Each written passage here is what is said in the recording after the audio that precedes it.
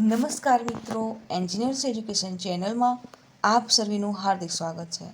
તો મિત્રો, આજે આપણે ધોરણ 6નો વિષય સામાજિક વિજ્ઞાનનું પ્રકરણ 5 શાંતિની શોધમાં બુદ્ધ અને મહાવીર પાઠના સ્વાધ્યાય પોથીના પ્રશ્નોના જવાબ મેળવીશું.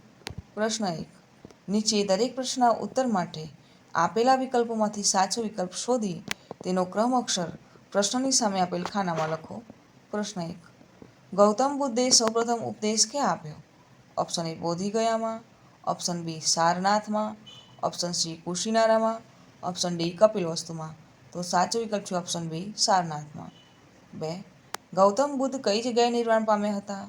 એ લુંબિનીમાં, બી કપિલવસ્તુમાં, સી કુશીનારામાં, સી સારનાથમાં.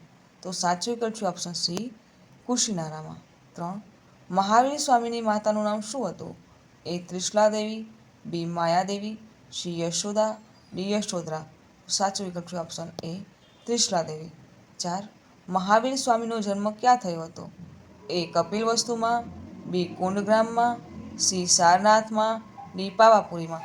તો સાચો વિકલ્પ છે ઓપ્શન બી કુંડગ્રામમાં. 5. મહાવીર સ્વામીએ લોકોને પોતાનો ઉપદેશ કઈ ભાષામાં આપ્યો? એ પાલી, બી પ્રાકૃત અને અર્ધમાગધી, સી પ્રાકૃત અને પાલી અને ડી પાલી અને અર્ધમાગધી. તો સાચો વિકલ્પ છે ઓપ્શન બી પ્રાકૃત અને અર્ધમાગધી. 6. કપિલવસ્તુ નામનું રાજ્ય ક્યાં આવેલું હતું? એ અરવલ્લી ક્ષેત્રમાં, બી નીલગિરી ક્ષેત્રમાં, સી હિમાલય ક્ષેત્રમાં, ડી માળવા ક્ષેત્રમાં. તો સાચો વિકલ્પ છે ઓપ્શન સી હિમાલય ક્ષેત્રમાં. 7. કપિલવસ્તુ ગણરાજ્યના વડા કોણ હતા? એ ગૌતમ બુદ્ધ, બી નંદીવર્ધન, સી સિદ્ધાર્થ, ડી શુદ્ધોધન. તો સાચો વિકલ્પ છે ઓપ્શન ડી શુદ્ધોધન. 8. ગૌતમ બુદ્ધનું બાળપણનું નામ શું હતું? એ તથાગત, બી સિદ્ધાર્થ, બી વર્ધમાન, ડી દેવદત્ત. તો સાચો વિકલ્પ છે ઓપ્શન બી સિદ્ધાર્થ. 9. સિદ્ધાર્થના પિતાનું નામ શું હતું? એ વર્ધમાન, બી નંદીવર્ધન, સી યશોધન અને ડી શુદ્ધોધન. તો સાચો વિકલ્પ છે ઓપ્શન ડી શુદ્ધોધન. 10. ગૌતમ બુદ્ધની પત્નીનું નામ શું હતું? એ યશોધરા, બી પ્રિયંકા, ડી યશોધરા કે ડી લીલાવતી. તો સાચો વિકલ્પ છે ઓપ્શન એ યશોધરા. 11. સિદ્ધાર્થની પાલક માતાનું નામ શું હતું? એ યશોધરા, બી ત્રિશલા દેવી, સી યશોદા, ડી ગૌતમી મહાપ્રજાપતિ. તો સાચો વિકલ્પ છે ઓપ્શન ડી ગૌતમી મહાપ્રજાપતિ. 12. સિદ્ધાર્થના ગુરુનું નામ શું હતું? એ ચાણક્ય, બી આલાર કલામ, સી તથાગત, ડી કપિલ મુનિ. તો સાચો વિકલ્પ છે ઓપ્શન બી આલાર કલામ. 13. ગૌતમ બુદ્ધને કયા દિવસે જ્ઞાન પ્રાપ્ત થયું હતું? એ ચૈત્રી પૂર્ણિમાને દિવસે, બી શરદ પૂર્ણિમાના દિવસે, સી વૈશાખી પૂર્ણિમાના દિવસે અને ડી માણેકઠારી પૂર્ણિમાના દિવસે. તો સાચો વિકલ્પ છે ઓપ્શન સી વૈશાખી પૂર્ણિમાના દિવસે. 14. બુદ્ધના પ્રથમ ઉપદેશને શું કહેવામાં આવે છે? એ ધર્મચક્ર પ્રવર્તન, બી મહાભિનિષ્ક્રમણ, સી બોધિગયા અને ડી તત્વબોધ. તો સાચો વિકલ્પ છે ઓપ્શન એ ધર્મચક્ર પ્રવર્તન. 15. ગૌતમ બુદ્ધના મતે આર્ય સત્ય કેટલા છે? એ 5, બી 4, સી 3 અને ડી 2. તો સાચો વિકલ્પ છે ઓપ્શન બી 4. 16. બુદ્ધે ઈશ્વર અને આત્માનો ઇનકાર કરી શાને મહત્વ આપ્યું હતું? એ અદ્વૈતવાદને, બી યોગવાદને, સી કર્મવાદને અને ડી દ્વૈતવાદને. તો સાચો વિકલ્પ છે ઓપ્શન સી કર્મવાદને. 17. જૈન ધર્મના 23મા તીર્થંકર કોણ હતા? એ પાર્શ્વનાથ, બી નેમિનાથ, સી આદિનાથ, ડી ઋષભદેવ. તો સાચો વિકલ્પ છે ઓપ્શન એ પાર્શ્વનાથ. 18. જૈન ધર્મના 24મા અને છેલ્લા તીર્થંકર કોણ હતા? એ નેમિનાથ, બી આદિનાથ, સી મહાવીર સ્વામી, ડી ઋષભદેવ. તો સાચો વિકલ્પ છે ઓપ્શન સી મહાવીર સ્વામી. 19. મહાવીર સ્વામીનું બાળપણનું નામ શું હતું? એ દેવદત્ત, બી બુદ્ધિમાન, સી વર્ધમાન, ડી સિદ્ધાર્થ. તો સાચો વિકલ્પ છે ઓપ્શન સી વર્ધમાન. 20. મહાવીર સ્વામીનો જન્મ કયા ગણરાજ્યમાં થયો હતો? એ કપિલવસ્તુમાં, બી સેવાગ્રામમાં, સી પાવાપુરીમાં, ડી કુંડગ્રામમાં. તો સાચો વિકલ્પ છે ઓપ્શન ડી કુંડગ્રામમાં. 21. મહાવીર સ્વામીએ કેટલા વ્રતો આપ્યા હતા? એ 11, બી 7, સી 5 અને ડી 3. તો સાચો વિકલ્પ છે ઓપ્શન સી 5. 22. વર્ધમાનની પત્નીનું નામ શું હતું? એ યશોદા, બી યશોધરા, સી યશોમતી, ડી માયાવતી. તો સાચો વિકલ્પ છે ઓપ્શન એ યશોદા. 23. વર્ધમાનની પુત્રીનું નામ શું હતું? એ પ્રિયદર્શિની, બી પ્રિયંકા, સી પ્રિયવંદના અને ડી પ્રિયનંદિની. તો સાચો વિકલ્પ છે ઓપ્શન એ પ્રિયદર્શિની. 24. મહાવીર સ્વામીએ કઈ નદીના કિનારે સર્વોચ્ચ જ્ઞાન પ્રાપ્ત કરવા 12 વર્ષ સુધી કઠોર તપશ્ચર્યા કરી હતી? એ ગંગા, બી ગંડકી, સી બ્રહ્મપુત્ર, ડી રુજુપાલિક. તો સાચો વિકલ્પ છે ઓપ્શન ડી રુજુપાલિક. 25. મહાવીર સ્વામીએ આપેલ ઉપદેશને કયા સિદ્ધાંત તરીકે ઓળખવામાં આવે છે?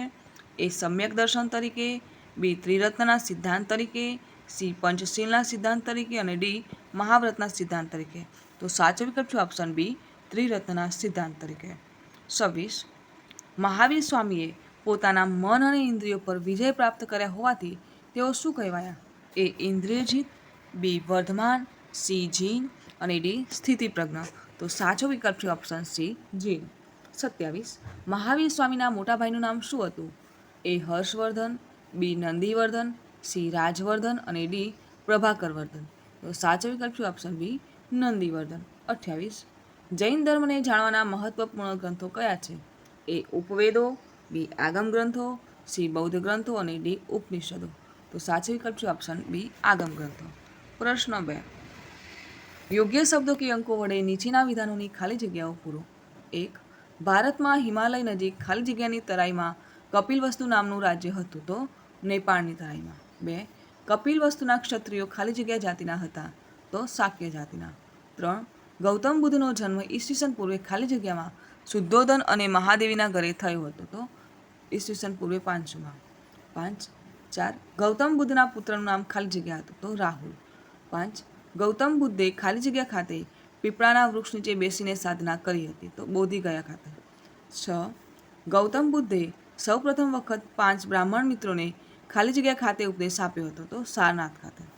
7. ગૌતમ બુદ્ધે ઈશ્વર અને આત્માનો ઇનકાર કરી ખાલી જગ્યાને મહત્વ આપ્યું હતું, તો કર્મવાદને. 8. ગૌતમ બુદ્ધની માતાનું નામ ખાલી જગ્યા હતું, તો માયાદેવી હતું. 9. બૌદ્ધ ગ્રંથોમાં ખાલી જગ્યામાંથી બૌદ્ધ ધર્મ વિશેની ઘણી માહિતી મળે છે, તો ત્રિપિટકમાંથી. 10. જૈન ધર્મમાં કુલ ખાલી જગ્યા તીર્થંકરો થયા હતા, તો 24.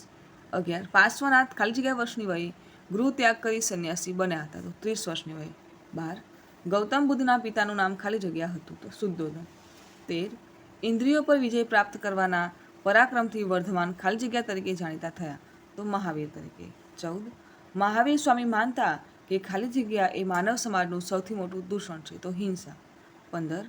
મહાવીર સ્વામીએ જૈન સાધુઓ અને સાધ્વીઓને ખાલી જગ્યાનું પાલન કરવા જણાવ્યું હતું, તો બ્રહ્મચર્યનું. 16. મહાવીર સ્વામી 72 વર્ષની ઉંમરે ખાલી જગ્યામાં નિર્વાણ પામ્યા, તો પાવાપુરીમાં. પ્રશ્ન 3. નીચેના વિધાનોમાંથી ખરા વિધાનો સામે ખરાની અને ખોટા વિધાનો સામે ખોટાની નિશાની કરો. 1. બુદ્ધ અને જૈન બંને ધર્મ લોકોને શાંતિ અને અહિંસાનો માર્ગ અપનાવવાનો અનુરોધ કર્યો, તો આ વિધાન સાચું છે. 2. બુદ્ધ દ્વારા પ્રથમ ઉપદેશ બોધિગયામાં આપવામાં આવેલ, તો આ વિધાન ખોટું છે. 3. બુદ્ધને સારનાથમાં જ્ઞાન પ્રાપ્ત થયું હતું, તો આ વિધાન ખોટું છે. 4. કપિલવસ્તુના ક્ષત્રિયો લીછવી જાતિના હતા, તો આ વિધાન પણ ખોટું છે. 5. બુદ્ધનો અર્થ જાગ્રત કે જ્ઞાની થાય છે, તો આ વિધાન સાચું છે. 6. જ્ઞાન પ્રાપ્તિ પછી વર્ધમાન ગૌતમ બુદ્ધ કહેવાયા, તો આ વિધાન ખોટું છે. 7. ગૌતમ બુદ્ધનું અવસાન 80 વર્ષની વયે કુશીનારામાં થયું હતું, તો આ વિધાન સાચું છે. 8. મહાવીર સ્વામી જૈન ધર્મના પ્રથમ તીર્થંકર હતા, તો આ વિધાન ખોટું છે. 9. મહાવીર સ્વામીએ અહિંસાનું કડક પાલન કરવા કહ્યું હતું, તો આ વિધાન સાચું છે. 10. મહાવીર સ્વામી બૌદ્ધ ધર્મના મહાન સુધારક ગણાય છે, તો આ વિધાન ખોટું છે. 11. મહાવીર સ્વામી ચોરીને સૌથી મોટું અનિષ્ટ માનતા, તો આ વિધાન સાચું છે. 12. વર્ધમાનના પિતા સિદ્ધાર્થ કપિલવસ્તુના રાજા હતા, તો આ વિધાન ખોટું છે. 13. જૈન ધર્મમાં 20 તીર્થંકરો થઈ ગયા, તો આ વિધાન ખોટું છે. 14. મહાવીર સ્વામીના બાળપણનું નામ વર્ધમાન હતું, તો આ વિધાન સાચું છે. 15. મહાવીર સ્વામી શ્રવણ બેલઘોડામાં નિર્વાણ પામ્યા હતા, તો આ વિધાન ખોટું છે. પ્રશ્ન 4. બંધ બેસતા જોડકા જોડો. ઉત્તરના ખાનામાં વિભાગ બનો ક્રમાંક લખો. તો ગૌતમ બુદ્ધનું નગર, તો કપિલવસ્તુ 4 નંબર. ગૌતમ બુદ્ધની જ્ઞાન પ્રાપ્તિનું સ્થળ, તો બોધિગયા 1 નંબર. ગૌતમ બુદ્ધના નિર્વાણનું સ્થળ કુશીનારા 2 નંબર. ગૌતમ બુદ્ધના પ્રથમ ઉપદેશનું સ્થળ સારનાથ 5 નંબર. પ્રશ્ન 2, મહાવીર સ્વામીનું જન્મસ્થળ કુંડગ્રામ 3 નંબર. જૈન ધર્મના ગ્રંથો તો આગમ ગ્રંથો 1 નંબર. મહાવીર સ્વામીના નિર્વાણનું સ્થળ પાવાપુરી 4 નંબર. મહાવીર સ્વામીનો ઉપદેશ તો ત્રિરત્ન સિદ્ધાંત તો 5 નંબર. પ્રશ્ન 5, નીચેના પ્રશ્નના ઉત્તર 1-2 વાક્યોમાં લખો. પ્રશ્ન 1, બૌદ્ધ ગ્રંથ ત્રિપિટકમાં કયા કયા ગ્રંથોનો સમાવેશ થાય છે? તો બૌદ્ધ ગ્રંથ ત્રિપિટકમાં સૂત્ર પીટક, વિનય પીટક અને અભિધમ્મ પીટકનો સમાવેશ થાય છે. 2, ગૌતમ બુદ્ધનો જન્મ ક્યારે અને કોને ત્યાં થયો હતો? તો ગૌતમ બુદ્ધનો જન્મ ઈસવીસન પૂર્વે 567માં કપિલવસ્તુના વડા શુદ્ધોધન અને માયાદેવીને ત્યાં થયો હતો. 3, સિદ્ધાર્થના લગ્ન યુવાવસ્થામાં જ કેમ કરાવવામાં આવ્યા? તો પિતાને સિદ્ધાર્થ સંન્યાસી ન બની જાય તે માટે તેમના લગ્ન યુવાવસ્થામાં જ કરાવ્યા. 4, સિદ્ધાર્થે શા માટે સંન્યાસી બનવાનું નક્કી કર્યું? તો જ્ઞાન પ્રાપ્તિ અને સત્યની શોધ માટે સિદ્ધાર્થે સંન્યાસી બનવાનું નક્કી કર્યું. 5, ગૃહ ત્યાગ બાદ સિદ્ધાર્થ ક્યાં ક્યાં ગયા હતા? તો ગૃહ ત્યાગ બાદ સિદ્ધાર્થ રાજગૃહ અને પુરુવેલા નામના સ્થળે ગયા હતા. 6, ગૌતમ બુદ્ધને જ્ઞાન પ્રાપ્તિ ક્યો અને ક્યારે થઈ હતી? તો ગૌતમ બુદ્ધને બોધિ ગયા ખાતે પીપળાના વૃક્ષ નીચે જ્ઞાન પ્રાપ્તિ થઈ હતી. 7, બુદ્ધનો અર્થ શું થાય? તો બુદ્ધનો અર્થ જાગૃત કે જ્ઞાની એવો થાય છે.